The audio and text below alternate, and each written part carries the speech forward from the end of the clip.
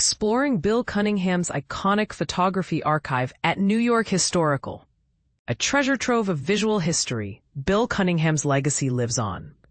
The New York Historical Society has proudly announced the acquisition of an extensive collection of photographs, negatives, and slides from the legendary photographer Bill Cunningham, who dedicated decades to capturing the vibrant essence of life in New York City before his passing in 2016. A pioneer of street photography, since the 1960s, Bill Cunningham became a household name for his remarkable ability to document the fashion, culture, and candid moments of everyday life in New York City.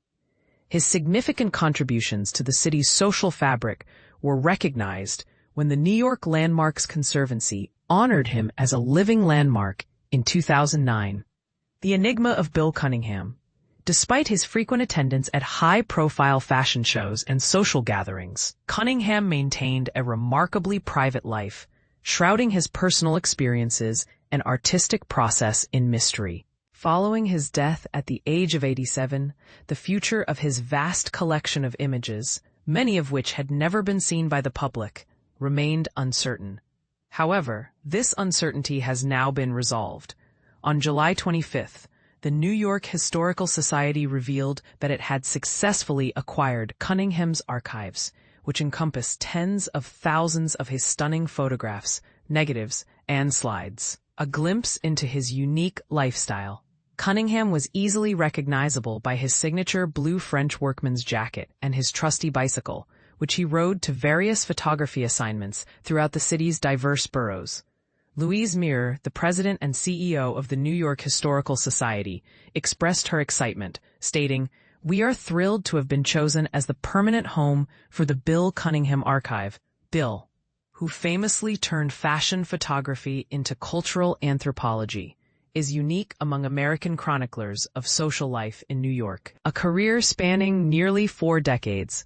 For almost 40 years, Cunningham served as a photographer for the New York Times, where he chronicled the ever-evolving landscape of fashion and culture through his beloved columns, On the Street and Evening Hours.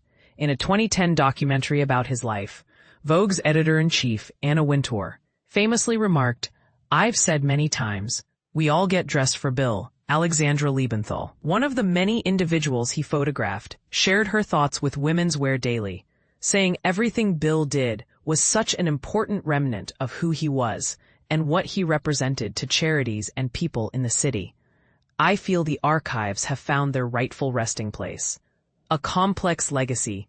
Cunningham was known for being fiercely private, self-effacing, and protective of his artistic legacy. The New York Times reported that he once declined an opportunity to showcase his work in a retrospective at the Metropolitan Museum of Art, fearing that some of his less flattering images might end up in the wrong hands. Nevertheless, he did donate 88 of his silver gelatin prints to the New York Historical Society in 1976, and the museum featured some of his work in a 2014 exhibition titled Facades, which showcased models in period costumes in front of historic New York City buildings.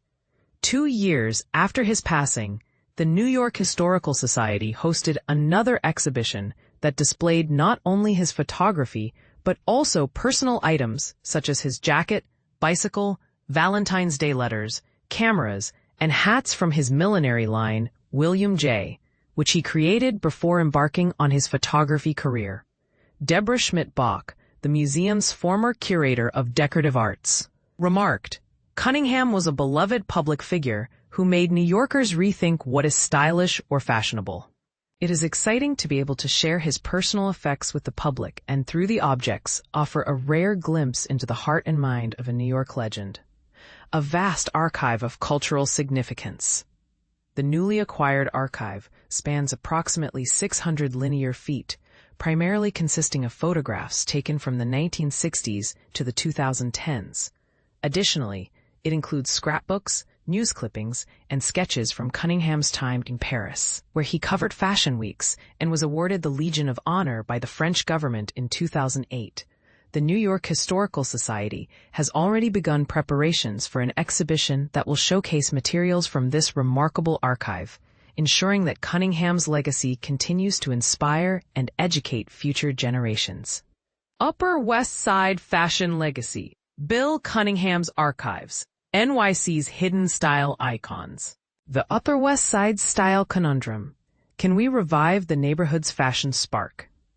Imagine capturing the essence of New York City's style, and you'll likely think of the late Bill Cunningham, the legendary New York Times fashion photographer.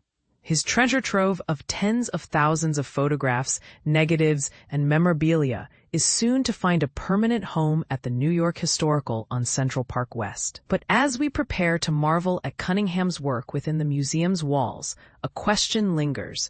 What about the Upper West Side's UWS style outside of it? The honest truth, our neighborhood style in limbo. When you do spot someone with breathtaking style on the UWS, your first thought might be, they must be visiting. Don't worry, this isn't a critique. It's an observation from one UWS enthusiast to another. We do have our moments, but let's be real. Stunning, head-turning outfits are rare on a typical Tuesday afternoon. The mornings, however, can be quite interesting. Picture this. UWS dogs on their first walks, accompanied by humans who seem to have dressed in the dark, or mid-fall in whatever was nearest. It's a grown-up version of teen angst, and yes, I've been guilty of showing up to the park with my shirt inside out, a fashion faux pas that's thankfully dog judgment-free, uncovering the UWS's hidden style DNA. Despite our current style slump, the UWS has a rich fashion history. Who can forget Lady Gaga, born and raised in our very own neighborhood? The iconic Charivari boutique, opened by single mom Selma Weiser in 1967, was once the epicenter of cutting-edge style, launching the careers of Marc Jacobs, Yohji Yamamoto, and many more. At its peak, Charivari made the UWS the go-to destination for fashion's cool crowd, earning it the nickname Planet Cool. Although Charivari closed its doors in 1998, another style icon, Lindell Goen, kept the flame alive at Off-Broadway Boutique until her passing in 2015. Her store was a treasure trove of sensational ensembles and accessories, but it was Lindell herself who brought out the inner glamour in everyone who entered. The Bill Cunningham effect, finding style in the everyday. So where is the UWS's style hiding? Perhaps we just need to look at it through Bill Cunningham's lens. He famously wore the same blue work jacket every day, not to draw attention, but to pay it. Cunningham found joy in the everyday fashion show on our streets. But here's where it gets controversial.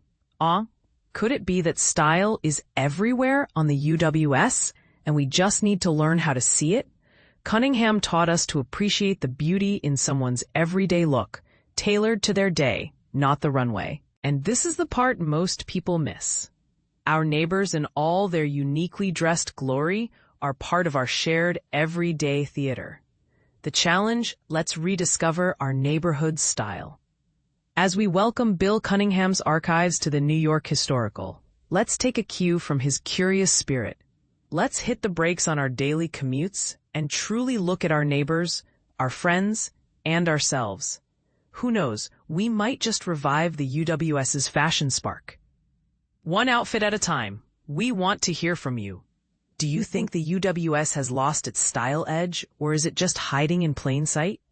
Share your favorite UWS fashion moments, past or present, in the comments below. How do you think we can reignite the neighborhood's fashion flame?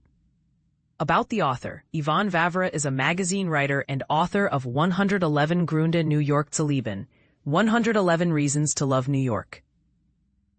A Berliner at heart, she's been an Upper West Sider since 2017, obsessively exploring the neighborhood one block at a time. Stay connected. Subscribe to Westside Rag's free email newsletter here, westsiderrag.us6.listmanage.com. Subscribe at email newsletter, Westsider Rag, free email. Subscribe to the Westside Rag contact form here. Bill Cunningham's iconic fashion photography archive finds a new home. Imagine a world where fashion is not just about designer clothes and glamorous models, but about the people who wear them, the streets they walk on, and the culture that surrounds them. This is the world that Bill Cunningham, the legendary New York Times fashion photographer, captured through his lens for decades. With his iconic bright blue jacket and trusty three-speed bicycle, Cunningham brought street-style photography to the masses, documenting the ever-changing fashion trends in everyday, unstaged settings. But here's the astonishing part. Despite his widespread acclaim, Cunningham was hesitant to share his archive with the public, reportedly saying he'd rather see it burn than fall into the wrong hands. And this is the part most people miss. The archive, comprising tens of thousands of photographs, slides, negatives, contact sheets, and other ephemera, has finally found a permanent home at the New York Historical, where it will be preserved and made accessible to the public. New York Historical's Tang Wing for American Democracy, set to open in 2026, will house the collection, which was previously stored in Cunningham's tiny studio apartment and managed by his niece and co-executor, Patricia Simonson. But what sparked the decision to make the archive public? And why did Cunningham's niece choose the New York Historical as its forever home? According to Simonson, it was the museum's commitment to digitizing the archive and making it accessible to the public, as well as its location on Central Park West, close to Cunningham's apartment and his beloved 57th Street and 5th Avenue, that sealed the deal. As New York Historical President Louise Mirrer so eloquently put it, Bill turned fashion into cultural anthropology, capturing the pulse of the city in every nook and cranny, from the glitzy and wealthy to the grunge scene and downtown parties. But here's where it gets controversial. Some might argue that Cunningham's archive is not just a collection of photographs, but a window into the city's social hierarchy and cultural landscape. Does the fact that the archive will be housed in a museum, rather than a more public or accessible space, limit its potential impact and reach? And what do you think? Should the archive be made available to the public? Or should it be preserved for posterity, only accessible to a select few? Let us know in the comments. Later this year, the museum will present an exhibition of Cunningham's work titled Evening Hours, after his Times column of the same name, which delved into the world of charity balls and high society galas. A more comprehensive exhibition is being planned for the future, promising to showcase the full breadth and depth of Cunningham's remarkable archive. As we await the opening of these exhibitions, we can't help but wonder, what secrets will the archive reveal about the city, its people, and the fashion that defines them? And how will Cunningham's legacy continue to inspire and influence the world of fashion and beyond?